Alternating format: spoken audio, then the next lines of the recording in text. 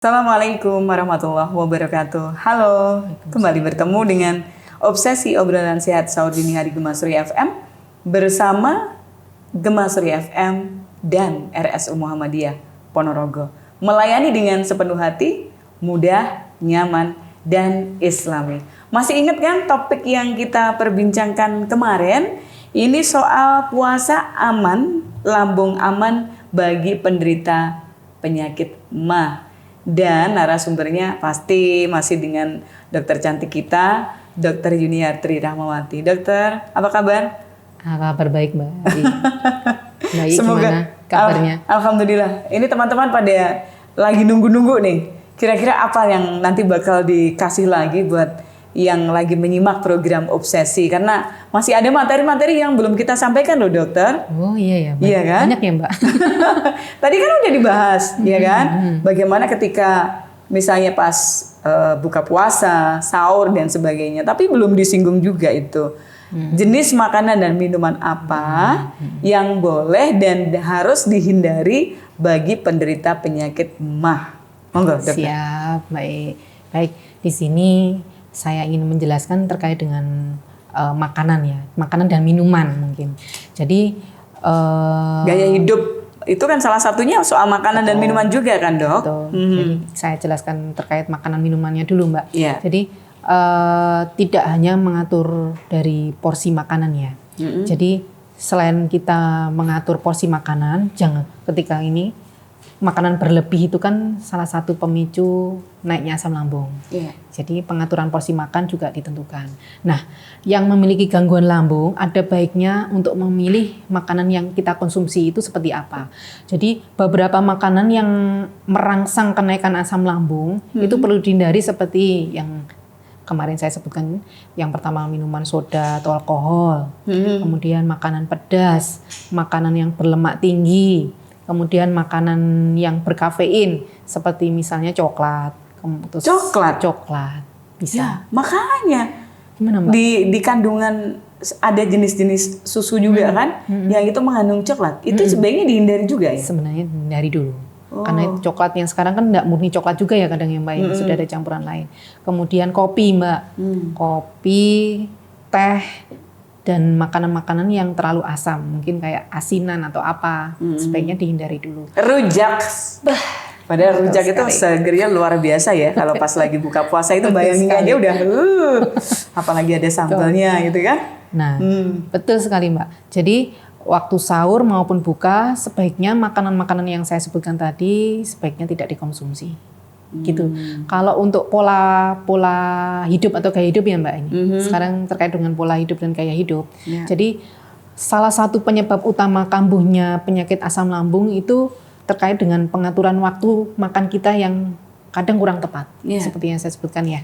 Jadi seringkali penderita mengeluhkan gejala asam lambung itu ketika telat makan. Nah, itulah mengapa penting untuk mengetahui kapan saja jam makan yang baik untuk penderita asam lambung. Jadi selain memperhatikan jam makan, kita juga perlu mengetahui apa saja makanan yang aman kita konsumsi untuk mencegah asam lambung itu naik. Secara umum, jadi untuk penderita asam lambung seperti gastro tadi ya yang asam lambung naik ke esofagus itu dianjurkan untuk mengatur jeda waktu 2-3 jam antara makan terakhir dengan waktu tidur. Jadi polanya maksimal 3 jam sebelum tidur. Setelah itu nggak boleh ya. Kalau bisa saya kadang-kadang memang benar. Saya juga mengalami itu. Kerasa kalau misalnya ya ada yang kondangan, ya kan? Terus istilahnya mentong kan, sore sebenarnya udah makan sih, tapi berhubung misalnya karena pengen tile-tile yang namanya ibu-ibu kan ya, itu akhirnya dimaem juga. Ternyata ketika pas lagi tidur rasanya dada itu kayak sesak gitu loh. Betul. Memang kaitannya begitu ya, dok ya? Betul, ya itu. Nah makanya karena hal ini bertujuan makanan yang itu dapat dicerna dengan baik sebelum tidur, biar itu tujuannya seperti itu, sehingga mencegah isi lambung tadi naik ke kerongkongan dan menyebabkan gejala asam lambung. Jadi jam makan malam yang dianjurkan yang seperti saya sebutkan 3 jam sebelum waktu tidur itu sebenarnya idealnya seperti itu. Jadi kalau Anda atau pasien atau rekan-rekan semua itu bisa menyesuaikan antara jam makan dan jam waktu tidur itu. Itu salah satu kunci untuk pengaturan pola makan waktu kita puasa. Baik, saya pengen nanya ini soal es. Ya kan? Yang namanya orang berpuasa, di bayangannya pada saat siang hari, Dok, jam-jam 1, jam loro, jam telu, aduh, ora buka-buka. Semua dikumpulin. Di situ tuh ada es dawet, es blewah, es degan, es cau, jadi seperti itu. Sebenarnya untuk para penderita penyakit mah, dibolehkan nggak sih mengkonsumsi es, dokter? Ini pertanyaan yang mengganggu bener nih. Oke, sebenarnya kalau es itu di minumannya itu tidak ada pemicu. Jadi kadang-kadang kan isinya ada yang macam-macam ya. Di situ kadang-kadang ada es apa ya? Es teler, kadang-kadang ada durennya. Kemudian ada apa lagi ya? Nangka. Ada campuran-campuran yang kira-kira ada buah-buahan yang terlalu asam. Nah, ketan, tape. Tape ketan ya. Nah, kayak dawet kita campurnya biasanya ketan atau tape ya. Terus kadang kolak dicampur tambah apakah kayak singkong atau apa. Singkong? Singkong maksudnya singkong tape yang sudah berfermentasi maksudnya saya ini yang saya maksud. Nah, itu salah satu yang nantinya bisa memicu juga asam lambung. Betul. Pada prinsipnya berarti kalau bukan esnya. Berarti kalau mengkonsumsi es boleh asalkan di dalamnya itu tidak mengandung bahan makanan atau bahan minuman yang berpotensi menaikkan asam lambung gitu ya. Betul. Kayak ketan, kayak nangka itu kan gampang banget gitu ya. Iya. Apalagi es kopi. Nah kan, itu luar biasa tuh. Boleh asalkan tidak di dalamnya itu tidak mengandung bahan-bahan yang bisa memicu kenaikan asam lambung seperti itu ya. Betul, baik. Jadi es boleh, asik. Es boleh, Andre. Mas Andre ini suka es soalnya dia. Udah pesen dia. 2 cup. Sementara kalau buah-buahan gimana, dokter? Kalau buah-buahan ya, sebenarnya yang untuk buah-buahan jangan terlalu cari buah-buahan yang terlalu asam juga, terlalu keras. Jadi buah-buahan yang aman dikonsumsi bisa kita bantu dengan pemberian seperti buah pir. Itu bagus. Ya, buah apel katakan itu tidak masalah. Tapi yang kalau tidak misalkan begitu bagus berarti ada yang tadi kayak duren. Terus kemudian nangka, salak. Salak? Salak ada apa dengan salak? Biasa banget kayaknya. Tapi ini ternyata pemicu asam lambung itu naik. Kayak salak itu. Nanas ya? Nanas. Asam juga kan? Betul sekali, Mbak. Es buah itu kalau ada nanasnya luar biasa. Apalagi salad buah itu seger banget. Iya, betul sekali. Jadi salah satu buah-buah, kita cari aja buah-buah yang aman untuk konsumsi. Misalkan pir, melon, mungkin bisa. Pisang bagus ya? Pisang. Kalau semangka gimana nih? Semangka boleh ya, Mak. Enggak terlalu asam juga. Mungkin jeruk yang terlalu asam, nah itu yang mungkin kecut ya. Sementara karena kecutnya itu tadi ya. Oke.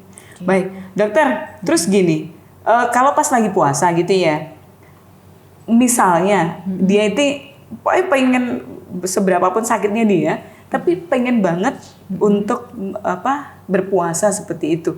Perlukah dia mengkonsumsi obat untuk penyakit emah saban harinya itu? Atau sebaiknya bagaimana, dokter, dalam memperlakukan obat mah ini? Ya, sebenarnya gini ya, kita perlu tahu dulu terkait dengan ini penyakitnya ini mah yang tipe-tipe yang apa, mah yang akut atau GERD atau mah yang kronis atau apa, kita harus tahu dulu. Karena kenapa? Kalau mah yang akut biasa kita pemberiannya itu kan ada batasan waktu. Tapi kalau yang namanya GERD itu pengobatannya bisa sampai dengan 8 minggu kalau nggak salah, Mbak ya. 8 minggu. Itu memang salah satu pembeda antara pemberian obat pada penderita mah dan penderita GERD itu sendiri. Jadi seperti itu, Mbak. Harus sesuai dengan konsulan dulu. Kira-kira nih pemberiannya cukup ini atau misalkan sampai berlanjut sampai ini atau enggak. Apalagi mah yang sekarang itu kadang-kadang ada indikasi adanya paparan dari salah satu bakteri. Nah, jadi tidak melulu hanya pemberian antasida saja cukup atau apa, tidak. Jadi ada bisa diberikan pemberian obat-obatan yang lain. Gitu, Baik. Apa sih sebenarnya dampak atau efek ketika kita itu sering mengkonsumsi obat mah, Mbak. Bagus nggak buat kita? Ya sebenarnya kalau itu disesuaikan dan pemberiannya itu tepat, sebenarnya aman. Aman ya? Aman. Tapi masa iya sahabat hari terus mengkonsumsi obat mah? Nah, Minum kopi sebelumnya dikasih obat mah dulu biar nggak sakit. Iya. Dipagerin dulu. Kan ada tipe-tipe yang seperti itu, dokter, ya kan? Nah, kalau terus-menerus ya jangan. Jadi sesuai indikasinya aja. Jadi kalau seandainya kata misalkan dengan pemberian yang tadi sebutkan, kalau kita misalkan perut kita terasa sudah nggak nyaman, ya sudah sebelum kita makan, sebelum kita minum ya kita konsumsi obat untuk mah itu dulu. Tapi kalau terasa selama berpuasa kita tidak ada masalah atau apa, ya sebaiknya kita tidak perlu konsumsi. Betul. Terus ketika kita udah puasa, misalnya ya, sudah jam 10 dan jam 11, ya Allah ternyata penyakit mahnya kumat. Apa yang kudu dilakukan saat itu juga? Yang kudu dilakukan ya Mbak, ya tadi loh, yang misalkan kita coba longgarkan tadi loh, salah satu dilonggarkan dulu pakaiannya, kita teknik dulu sebelum kita beralih ke yang namanya obat-obatan, kita coba dulu pakaiannya dilonggarin. Setelah itu kita coba posisikan kepala kita agak sedikit tinggi. Kemudian kalau dengan itu tidak membaik, kita bisa coba kasih oles-oles obat, misalnya kayak obat-obatan penghilang nyeri yang model kayak minyak angin gitu ya. Minyak angin atau model kayak counter pain atau apa gitu ya. Mohon maaf saya sebut merek. Nah itu bisa juga mengurangi anti nyeri tanpa harus kita mengganggu puasa kita. Kalau kecuali dengan pemberian itu tadi kita tidak berkurang, tidak teratasi, ya otomatis kita harus membatalkan puasa gitu ya. Betul. Karena kalau sudah seperti itu ya, wah ini susah, malah justru bikin susah gitu ya. Malah ada sakit-sakit serius nanti. Jangan-jangan seperti itu yang harus dipikirkan ya. Baik. Dokter, saya minta waktu dulu ya untuk jeda iklan. Selepas itu kita masih akan kembali di program Obsesi Obrolan Sehat Sahur Dini Hari, Gema Surya FM dan RSU Muhammadiyah Ponorogo melayani dengan sepenuh hati, mudah, nyaman, dan islami.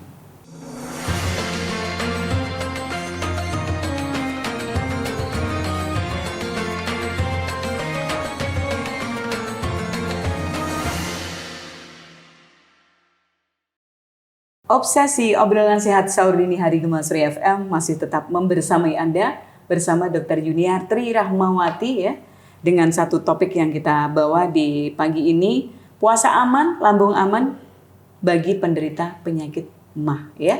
Dokter, masih ada beberapa poin yang belum kita bahas nih. Salah satunya ini, apakah ada kondisi tertentu yang menyebabkan penderita penyakit MAH sebaiknya tidak berpuasa, dokter? Baik. Siap Mbak, saya coba ini bantu jawab. Jadi puasa itu kan sebenarnya kita percaya dapat memperbaiki penyakit MAH ya. Jadi meskipun pada awal-awal puasa asam lambung itu memang pasti meningkat, tetapi lambung dapat menyesuaikan diri seiring dengan berjalannya waktu puasa. Sehingga pengidap MAH bisa tetap berpuasa harusnya. Namun bagi penderita yang tadi saya sebutkan, penderita MAH akut tadi, puasa sebaiknya tidak dilakukan. Hal ini karena si MAH akut tadi ya tidak menerima asupan makanan dalam waktu yang cukup lama, sehingga dapat menyebabkan penumpukan asam lambung yang berbahaya bagi penderitanya. Jadi akibatnya, pengidap MAH akut itu akan berisiko mengalami sakit perut yang sangat hebat dan naiknya asam lambung ke kerongkongan, refleks asam lambung ya. Jadi atas pertimbangan itu tadi, penderita MAH akut sebaiknya tidak berpuasa. Itu Mbak. Kondisi apa yang bisa diakibatkan oleh kondisi yang semakin memburuk seperti itu, Mbak? Berbahayakah misalnya ada komplikasi ke penyakit yang lain? Oke.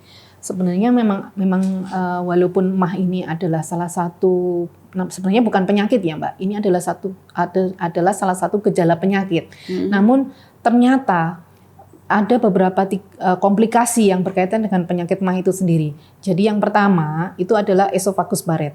Jadi, apa itu dokter? Jadi ini ya, kondisi ini disebabkan oleh adanya paparan asam lambung di kerongkongan yang secara terus-menerus yang menyebabkan perubahan pada sel-sel di lapisan bagian bawah kerongkongan.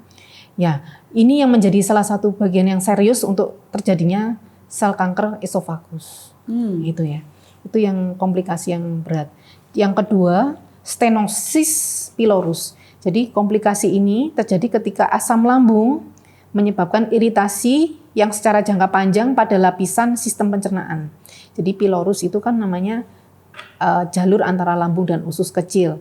Jadi pada kasus stenosis pylorus ini, pylorusnya akan menjadi penyempitan. Ya, akhirnya makanan tidak bisa dicerna dengan baik. Yang ketiganya untuk komplikasi adalah penyempitan di daerah esofagus. Jadi penyempitan esofagus terjadi bila seseorang yang mengalami sakit mah yang berulang akibat refleks asam tadi, ya gejalanya akan muncul biasanya berupa sama itu tadi, sulit menelan dan nyeri pada bagian dada. So, kalau udah ada gangguan yang berat ya. Kayak gitu ternyata ya. Iya. Baik. Dokter, saya pengen tanya juga nih. Iya. Apakah ini cara makan ini juga berpotensi mengundang kekambuhan penyakit mah? Konon seseorang yang mengunyah makan tanpa mengunyah itu juga berpeluang terjadi resiko kenaikan asam lambung ini. Benar nggak, Dok? Betul sekali. Jadi memang kita disarankan mengunyah itu perlahan ya. Kadang-kadang kalau kita terlalu terburu-buru atau tergesa-gesa, biasanya itu akan menyebabkan asam lambung itu naik. Jadi memang teori kita mengunyah harus 32 kali atau 8 kali atau apa itu secara baik ya memang itu disunahkan memang ya. Sama ajaran Islam kan gitu. Ya. Disunahkan untuk mengunyah berapa kali gitu. Jangan sekali masuk di mulut langsung hulek gitu. Ya, betul. Bisa jadi penyakit mah yang dikonsumsi oleh seseorang itu karena cara makannya yang dari kecil salah gitu ya. Bisa jadi seperti itu kan, Dok? Bisa. Nah, betul sekali, Mbak. Oke, baik. Terus pengobatannya gimana, dokter? Jadi untuk masalah penyembuhannya, jadi yang pertama kalau untuk mah ya ini ya, jadi untuk konsumsi obat-obatannya biasanya kita konsumsi yang pertama itu diberikan antasida. Ya sebenarnya antasida ini fungsinya adalah untuk menetralkan asam lambung. Ini jenis kandungan obat atau gimana antasida ini? Kandungan obat. Kandungan obatnya. Jadi bisa dilihat di etiket obat gitu ya. Di dalamnya ada antasida gitu kalau untuk penyakit mah gitu ya. Betul. Jadi fungsinya antasida ini adalah untuk menetralkan asam lambung atau menekan produksi yang asam lambung yang berlebihan. Terus kemudian kita kalau dengan pemberian antasida ini tidak tidak berkurang, kita bisa tambahi namanya simetikon. Jadi simetikon ini fungsinya untuk mengurangi gas di lambung. Kemudian kalau ada keluhan seperti ada gejala mual dan muntah, kita bisa kasih coba antiemetik atau anti mual muntah itu tadi. Nah, kalau dengan pemberian yang saya sebutkan tadi tidak berkurang, baru kita tambahkan namanya penghambat pompa proton. Apa itu? Kayak apa? Omeprazol. Pernah dengar nggak, Mbak? Omeprazol, lansoprazol, pantoprazol, zol itu ya? Zol itu. Nah, itu sebenarnya fungsinya untuk menekan produksi asam lambung dan menyembuhkan luka di lambung. Karena tadi kan mukosanya rusak karena iritasi. Nah, itu fungsinya di situ. Ini penggunaannya yang zol itu juga ditambah dengan obat mahnya. Betul. Atau cukup zol itu? Itu kalau seandainya kata dengan pemberian yang tadi saya sebutkan di awal tidak berkurang. Okay. Jadi baru ditambah zol ini. Tapi nggak boleh sembarangan ini ya. Betul. Kalau obat mah bisa dikonsumsi biasa secara bebas. Tapi sementara kalau yang zol itu harus dengan resep dokter gitu ya, Dok? Saran harus sesuai dengan resep dokter. Betul. Apa sih kandungannya zol itu, Dok? Sama. Omeprazol kandungannya juga seperti itu tadi, penghambat pompa proton. Fungsinya yaitu tadi untuk menekan produksi asam lambung sama memperbaiki penyembuhan luka di lambung itu tadi. Gitu, Mbak. Baik. Nah, kita jadi kayak ada pertanyaan gini, dokter. Kan kenaikan asam lambung, kemudian asam lambung bisa jadi radang seperti itu ya. Bisa nggak sih itu lambung itu dijaga agar tetap sehat gitu, dokter? Caranya gimana, Dok, untuk menjaga ini? Oke, jadi untuk pencegahan ya, untuk menjaga, jadi yang pertama hindari makanan dan minuman yang pemicu mah kambuh tadi. Sudah saya sebutkan, makanan apa saja dan minumannya yang harus kita hindari. Yang kedua, konsumsi makanan secara perlahan dan dalam porsi yang kecil dulu terlebih dahulu. Jangan langsung makan yang tadi ya Mbak ya. Terus yang ketiganya, konsumsi makanan atau minuman yang untuk aman bagi penderita MAH. Gitu.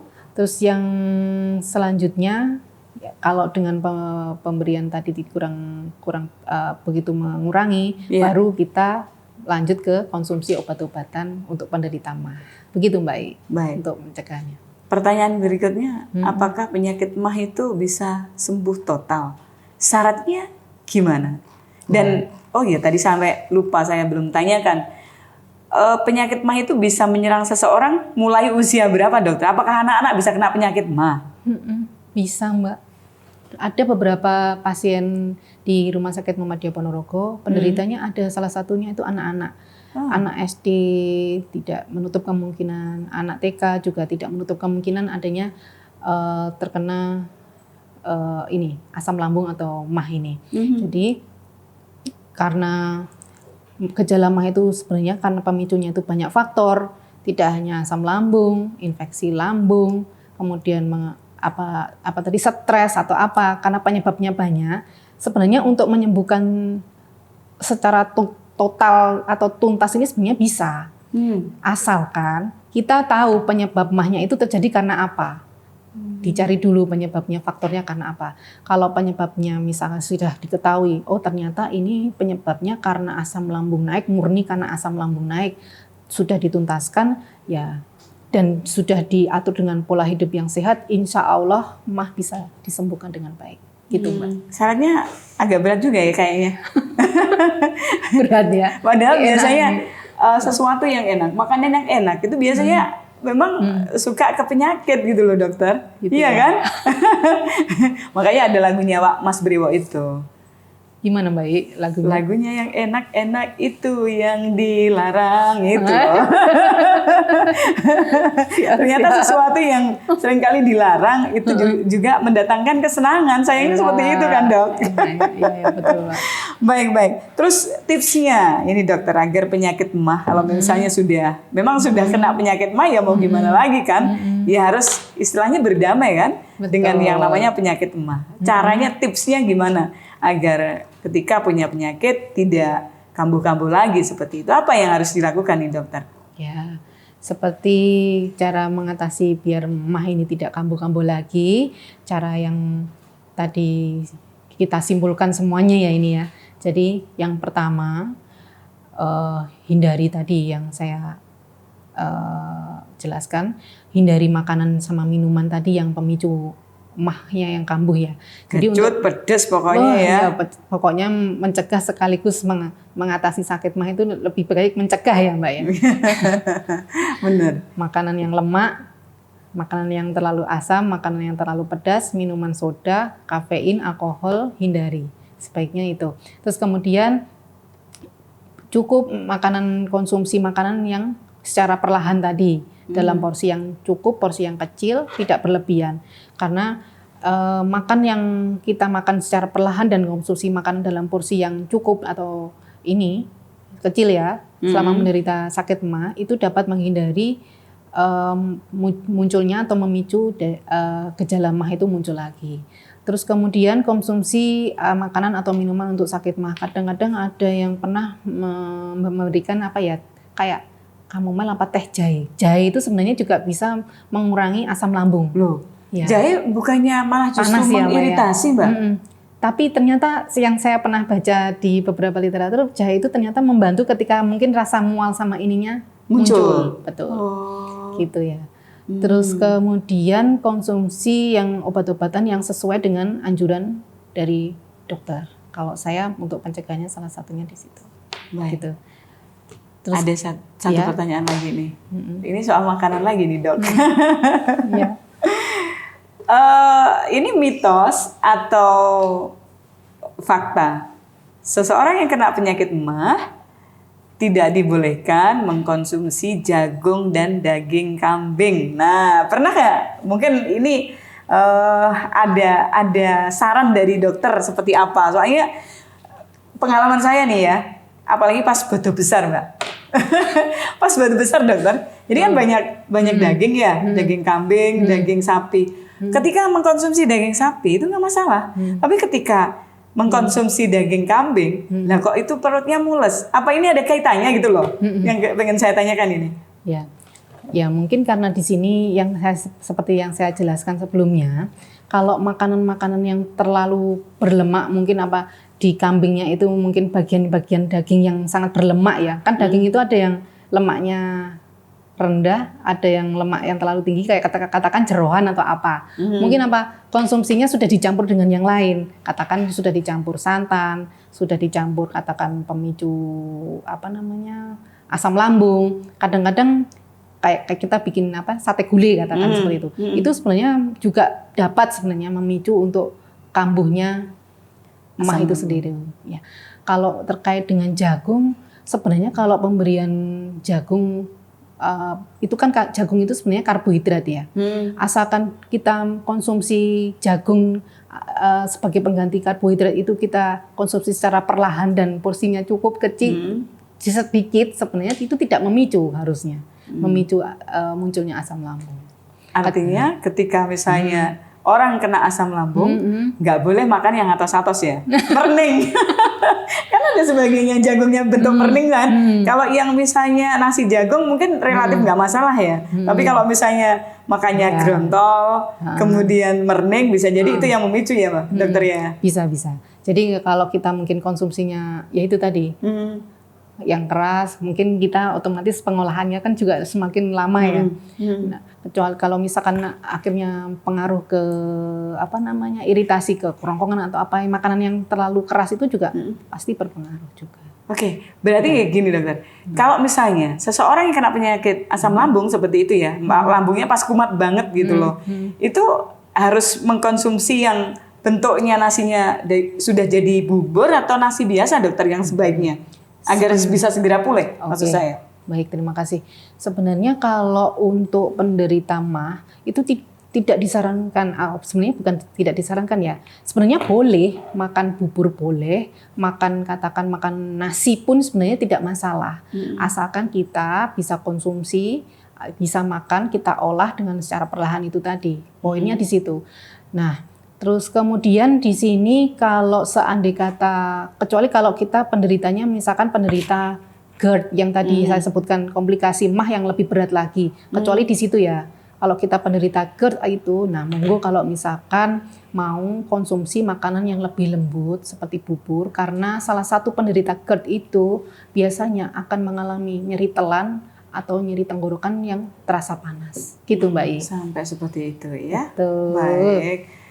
Waktu kita dokter terbatasi banget. Nah sebelum kita tutup mungkin ada saran, ada tips bagaimana agar puasa bisa tetap kita jalankan sementara lambung kita, penyakit MAH kita juga aman. Monggo dokter. Ya, baik, terima kasih. Sebagai penutup pada pagi hari ini saya sedikit menyampaikan terkait simpulan yang saya sampaikan pada hari ini. Jadi karena puasa ini adalah manfaatnya sangat banyak, aturlah semua pengaturan puasa kita dengan benar, dengan baik. Salah satunya adalah yang saya sebutkan terkait dengan pola makannya, kemudian jenis makanannya, waktu yang diberikan, keteraturannya, dan kita sebaiknya mulai atur juga pola stres kita. Dengan pengalihan stres kita bisa ke arah yang lebih baik, yang lebih positif seperti pada olahraga dan beribadah. Kalau saya seperti itu, terima kasih. Pokoknya ojo stres ya Mbak ya? Ojo stres. Buat apa stres ya? Baik, sampai di sini kebersamaan kita di Obsesi Obrolan Sehat Sahur Dini Hari Gemasri FM bersama dengan RSU Muhammadiyah Ponorogo, melayani dengan sepenuh hati, mudah, nyaman, dan islami.